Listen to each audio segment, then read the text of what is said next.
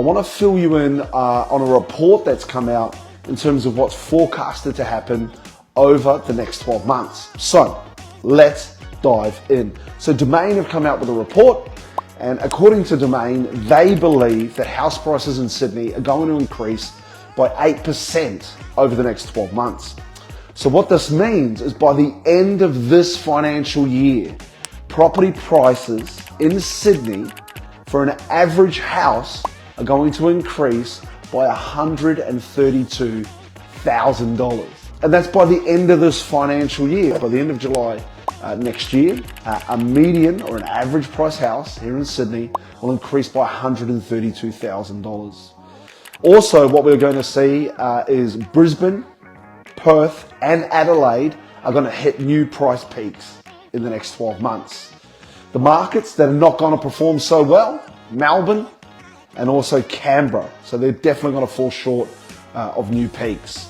What's driving all of the price increases and what's driving the market at the moment?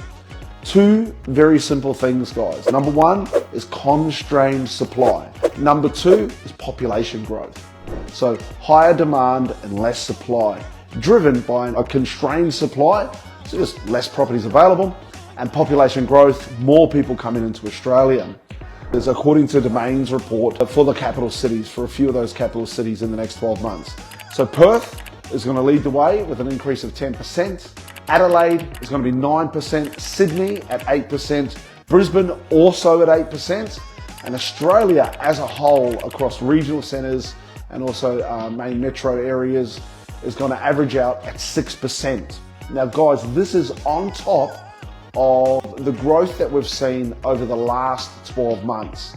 So if we look at that, let's drill down into this data. So Perth has grown and led the way at 24.8%. Adelaide is 14.5%, Brisbane is 14.3%, Sydney is 7.7%, and Australia averaged out at 9.5%. This is over the last 12 months, and this is what we mean when we say we are in a boom. The boom is here, guys, and it's your responsibility to take advantage of it. Let's look at the Perth market specifically. So Perth market over those 2-year periods, they're saying it's going to increase by 34.8%. It's performed extremely aggressively. The question is, how much legs does the Perth market have? And for me, the challenge is the price increases there are being driven very much by the Eastern Seaboard investors seeing good value. The challenge for the Perth market is what happens when that Eastern Seaboard market, which has driven the Perth property market, what happens when that money leaves?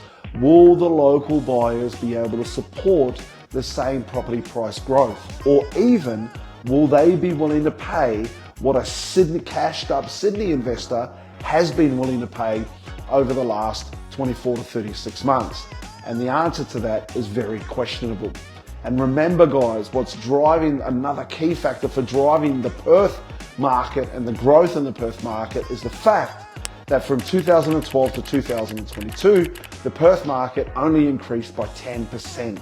So when Perth flattens, it flattens for a long time. That's an average growth over 10 years of 1% per annum. Now, I don't know about you, for me, that's just not enough bang for my buck. So yes, you will continue to see good returns in Perth, but when the tap turns off, what's going to happen? When all that Eastern Seaboard money leaves, are the locals going to continue to pay top dollar in the prices that we're seeing at the moment? That's a huge question mark for that market. What I do love is the fundamentals in Brisbane. I think Brisbane has got much better prospects over the long term, right through to 2032. And so we're seeing a lot of our students take massive action up in Brisbane at the moment. And that's where the smart money is.